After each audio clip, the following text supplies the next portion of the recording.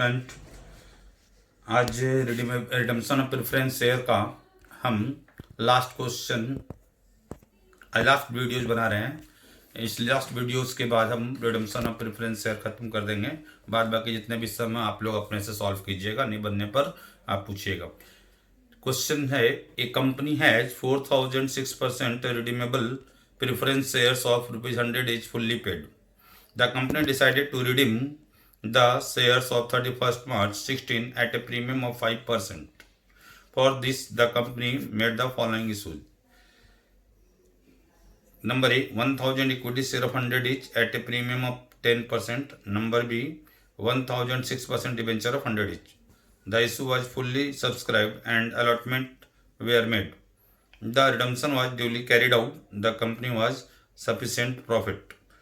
इसका give general इस question में कह रहा है कि कंपनी के पास 4000 रिडीमेबल प्रेफरेंस शेयर है 100 इच, मतलब 4 लाख रुपए रिडम्पशन करना है।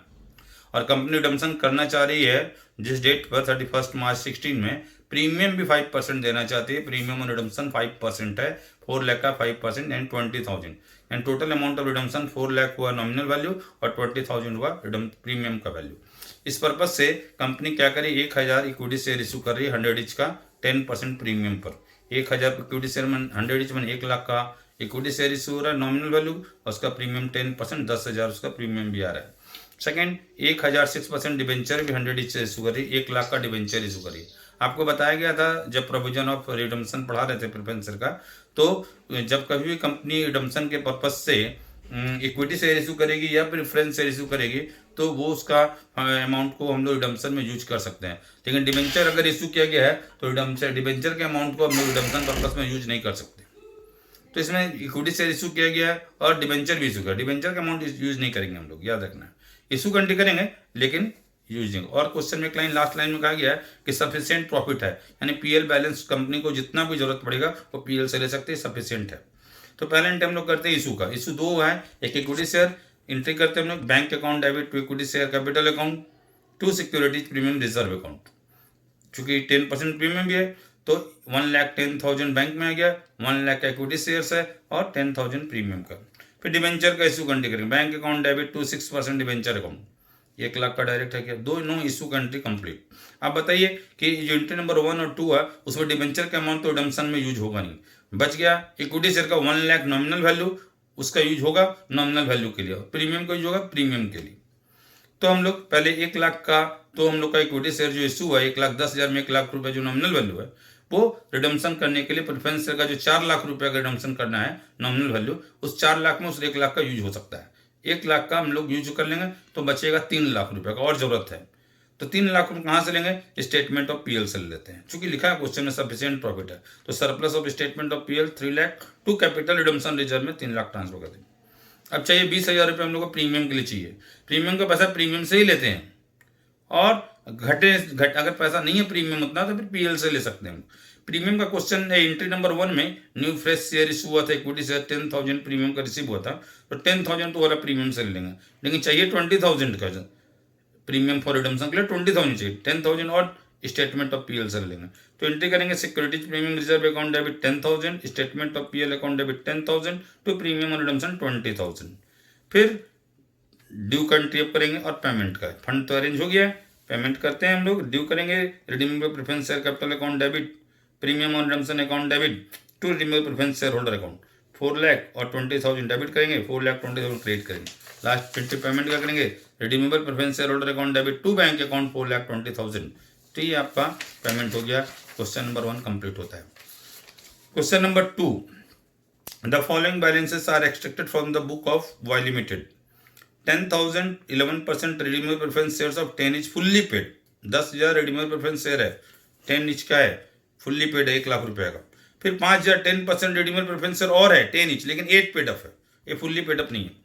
20,000 equity share 10 each fully paid up है।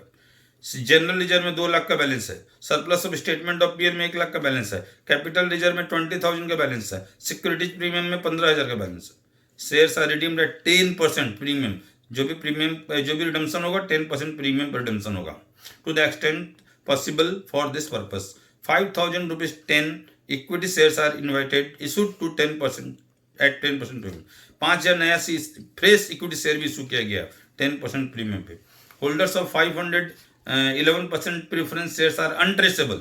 जो पहला प्रेफरेंस शेयर था 11% रिडीमेबल प्रेफरेंस शेयर था फर्स्ट वाला, उसमें से जब रिडम्पशन का टाइम आया तो 10,000 इक्विटी प्रेफरेंस शेयर था वो सब, उसमें 500 शेयर का ट्रेस आउट नहीं हो रहा है, उसका पता ही नहीं चल रहा है उन लोग का, तो उन लोगों को हम लोग पेमेंट नहीं करेंगे। 10,000 से रिडम्पशन करना था प्रेफरेंस का, ड्यू 10,000 का ही करेंगे, लेकिन पेमेंट 9,500 करेंगे, क्योंकि 500 का ट्रेसेबल नहीं है, जस्ट ट्रेस होगा तब उसका पेमेंट कर देंगे। उसको हम लोग जब तक उसको पेंडिंग में रखेंगे। For creation of CRR if any minimum use of free reserves is to be made. जो फ्री प्रॉफिट है उसका यूज हम मिनिमम करेंगे, पहले इशू का करेंगे, उसके बाद जो पैसा बचेगा घटेगा वो रिजर्व से यूज करने बोल रहा है। तो इधर देखा जाए एक वर्किंग नोट नंबर हमने पार्टली पेड अप जो 5,000 10% रिडीमेबल प्रेफरेंस, दो तो रिडीमेबल प्रेफरेंस शेयर देखिए, 11% रिडीमेबल अलग है, 10% रिडीमेबल अलग है। तो 10% जो सेकंड वाला 5,000 10% redeemable preference share fully paid up नहीं है, 10 इंच 8 पेड अप है, जिसका तो रिडम्पशन लोग कर ही नहीं सकते हैं। आपको रूल में लिखाया गया था जो फुल्ली पेड अप प्रेफरेंस है उसका रिडम्पशन नहीं हो सकता, तो उसको भूल जाइए, हटाइए। अब बच गया 11% redeemable preference share 10 inch fully paid है, ये वाला हम लोग पेमेंट करेंगे। तो उसका नॉमिनल वैल्यू कितना देखिए, 10,000 शेयर है, 10 इंच 1 लाख है, और क्वेश्चन में कहा 10% प्रीमियम भी देना है, तो 1 लाख का 10% 10,000, यानी 1,10,000 टोटल रिडम्पशन करना है। तो 1 लाख नॉमिनल वैल्यू और 10,000 प्रीमियम का अरेंज। पैसे कैसे अरेंज करेंगे, तो क्वेश्चन में कहता है कि प्रीमियम का पैसा तो प्रीमियम से लिया था, क्वेश्चन में प्रीमियम का बैलेंस दिया हुआ है, क्वेश्चन में प्रीमियम का बैलेंस क्वेश्चन में दिया हुआ 15,000 रुपए, हमको आराम से 10,000 का जरूरत है, हम प्रीमियम का पैसा सिक्योरिटी प्रीमियम से ही ले लेंगे। प्रीमियम तो अरेंज हो गया। अब बच गया 1 लाख रुपया नॉमिनल वैल्यू का, तो नॉमिनल वैल्यू के लिए हम लोग न्यू शेयर इशू है, 5,000 शेयर इशू है 10 इंच का, 50,000 रुपीज शेयर का नॉमिनल वैल्यू आ रहा है, और प्रीमियम भी आ रहा है। तो प्रीमियम का पैसा तो हम लोग नॉमिनल वैल्यू के लिए नहीं यूज करते हैं, तो 50,000 रुपये हम लोग को फ्रेश शेयर का आ जाएगा, जबकि रिटर्न करना 1 लाख, और अभी 50,000 न्यू शेयर से आ गया। नॉमिनल वैल्यू का रिडम्पशन करना 1 लाख, 50,000 न्यू शेयर से आ गया, 50,000 हम लोग कहाँ से लेंगे, स्टेटमेंट ऑफ PL से लेंगे। जनरल एंट्री करने के लिए पहले हम लोग को ये भी पता लगाना होगा क्या पेमेंट पूरा 10,000 शेयर को करना, नहीं, 500 शेयर का अनट्रेसेबल है, 10,000 शेयर को टोटल अमाउंट रिडम्पशन करना था 1,10,000, तो 500 शेयर है कितना पैसा होता है, 1,10,000 को 10,000 शेयर से डिवाइड करेंगे, 500 से मल्टीप्लाई करेंगे, एंड 5,500 अभी पेमेंट नहीं होगा, पेंडिंग रहेगा वो। तो हम लोग टोटल 1,10,000 में 5,500 माइनस करेंगे, 1,04,500 पेमेंट कर देंगे, बाद बाकी पेंडिंग रखेंगे। एंट्री करते हैं पहले इशू का। फ्रेश इशू 5,000 शेयर था, 10% प्रीमियम पर था, तो bank account debit to equity share capital account to securities premium reserve account. 50,000 share है, 5,000 प्रीमियम, 55,000 बैंक के। फिर 50,000 PL से लेंगे, surplus of statement of PL to capital redemption reserve account, 50,000 PL से CRR बना दिए। अब प्रीमियम का यूज कर लेंगे, सिक्योरिटी प्रीमियम रिजर्व को प्रीमियम और रिडम्पशन में ट्रांसफर करेंगे 10,000।